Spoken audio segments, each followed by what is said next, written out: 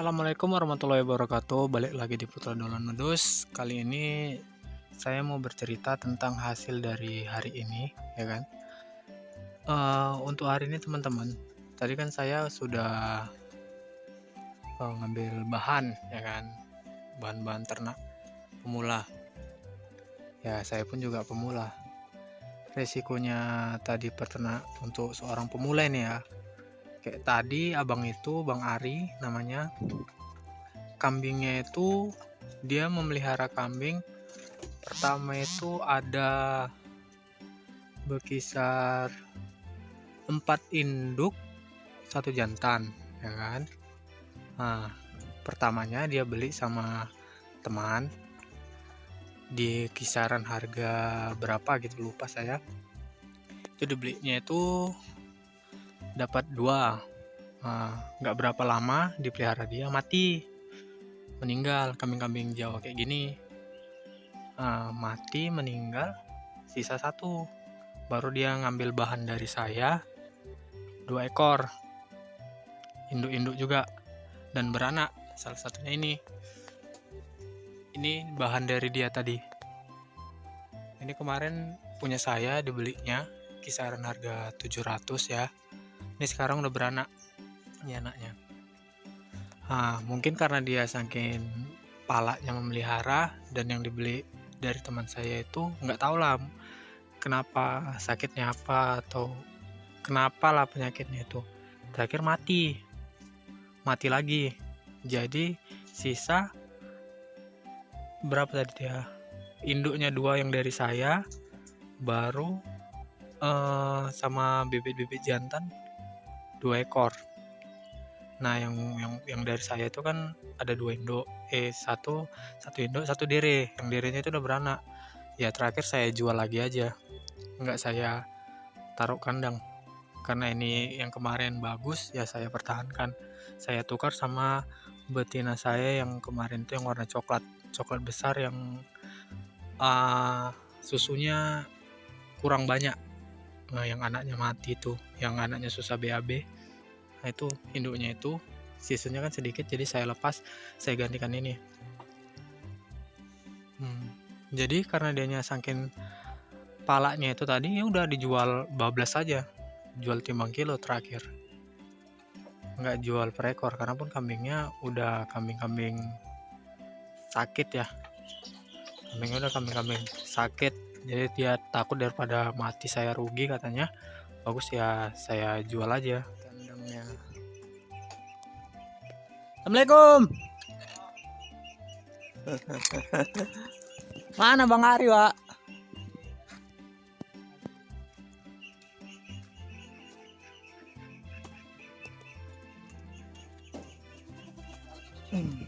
Waduh, ada yang mati. Teman-teman. Pansen rasaku dijual semua ini. Ada yang mati. Bawa anak. Totalnya ada kapasitas berapa? 1, 2, 3, 4, 5, 6. Ada 6 ekor. Dah, itulah bungkus Bang, biar kita timbang terus. Tuh goninya. Iya. Ya goni untuk nimbang lah.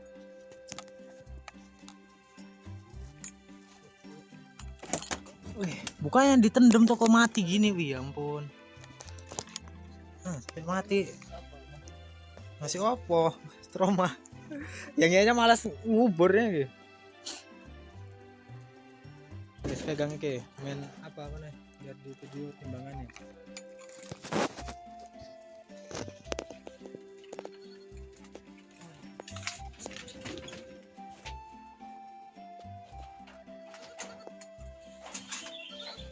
Gimana Bang, aja jadi kan? Tadi. Mana Bang? Nunggu dia aja. Nanti dia.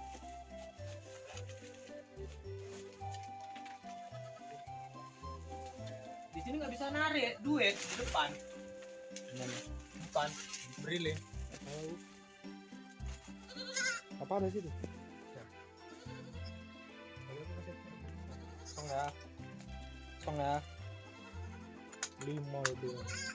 Kosong kok. udah mulai kaku nih.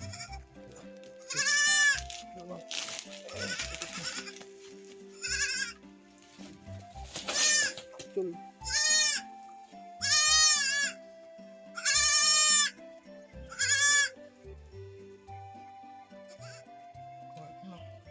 Berapa? 11 ya? 11. Enggak kena. Goyang-goyang apa itu? Iya, gua. Boleh kambingnya. Harus mandek.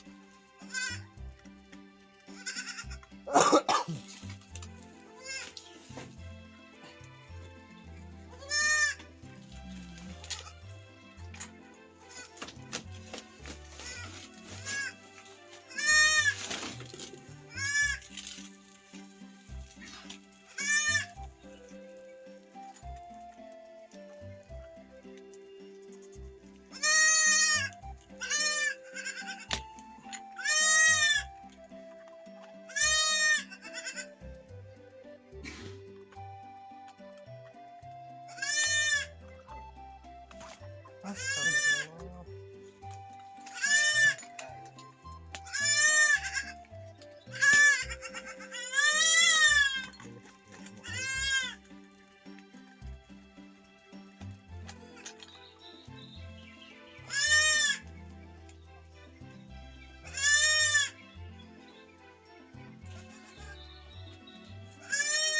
Sepuluh 74 ya kan? 10.74.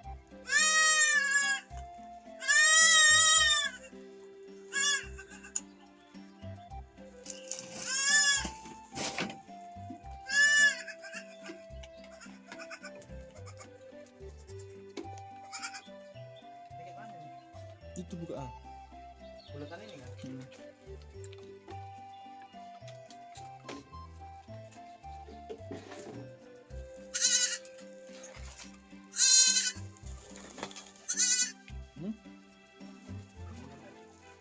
Jangan sih.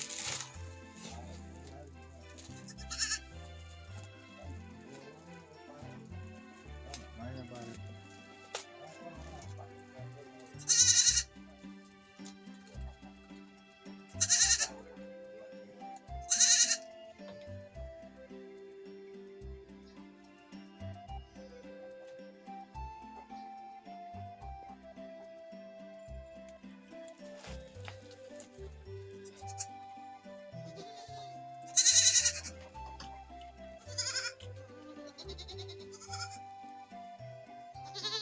Berapa?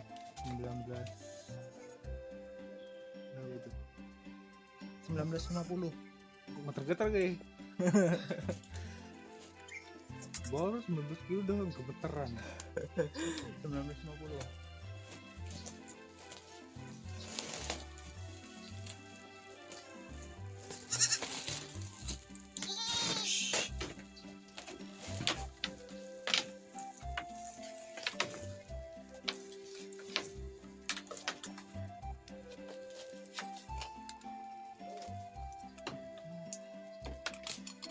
Berapa ya?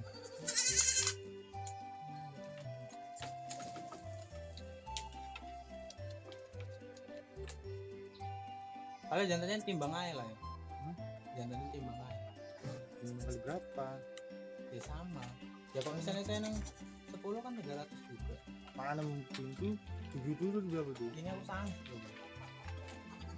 Ini tadi tuh segitu mas kecil mas 10. Itu kan get.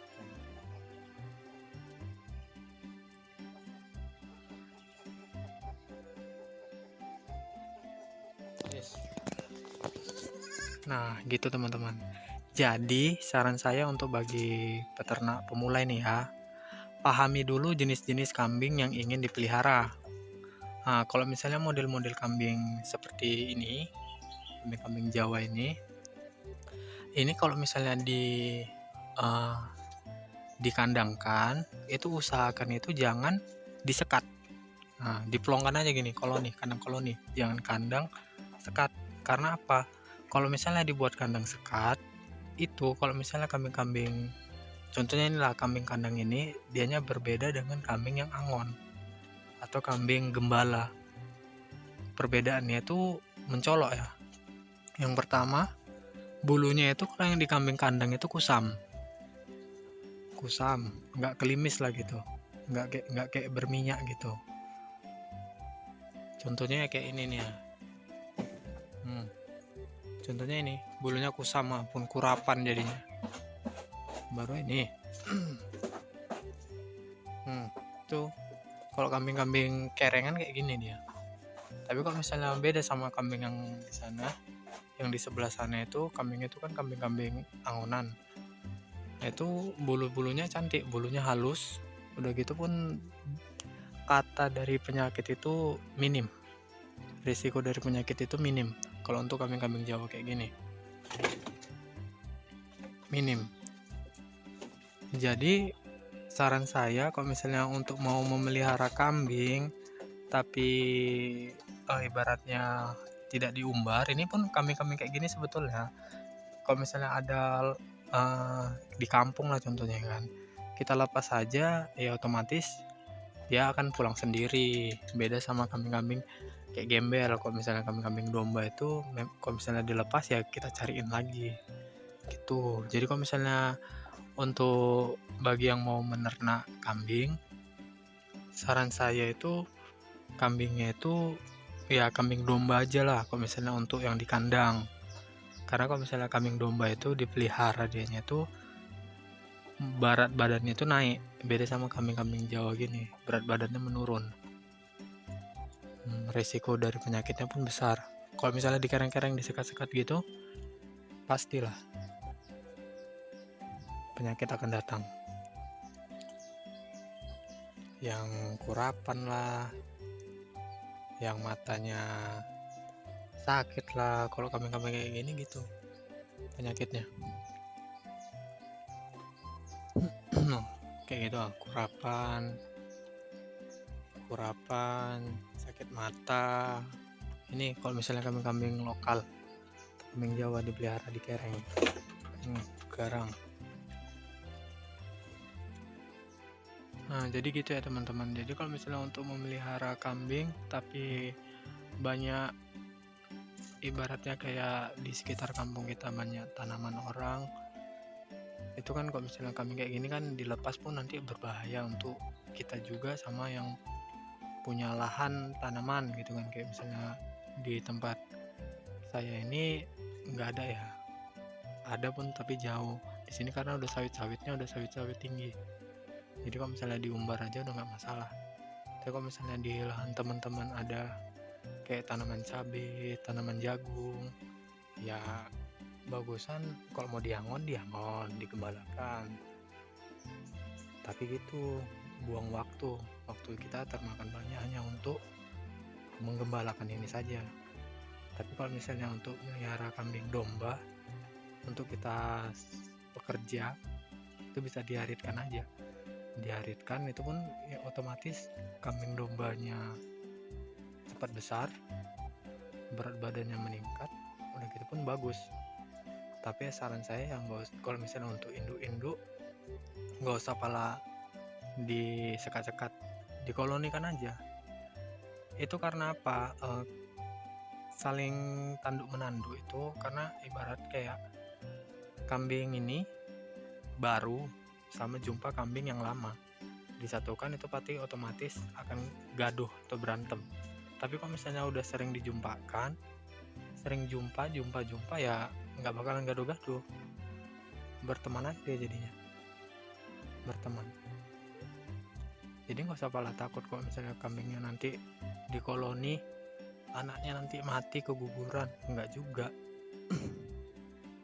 Ini punya saya dikoloni semuanya ya, karena punya saya kambing-kambing kayak gini.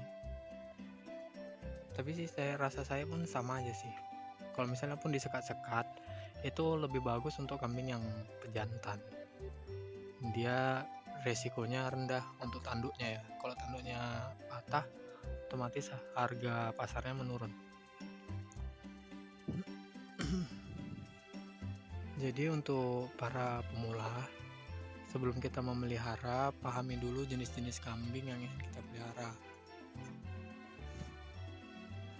Contohnya kita lihat di sekitaran lingkungan kita. Kalau misalnya lingkungan kita dominan ke peternak, banyak yang memelihara domba, ya bagus kita mengikuti domba biar enak saling sharingnya. Kalau misalnya kambing Jawa kayak kambing kayak gini, ya bagus kita pelihara kambing kayak gini, tapi kita harus sharing juga sama teman-teman yang di sekitaran kita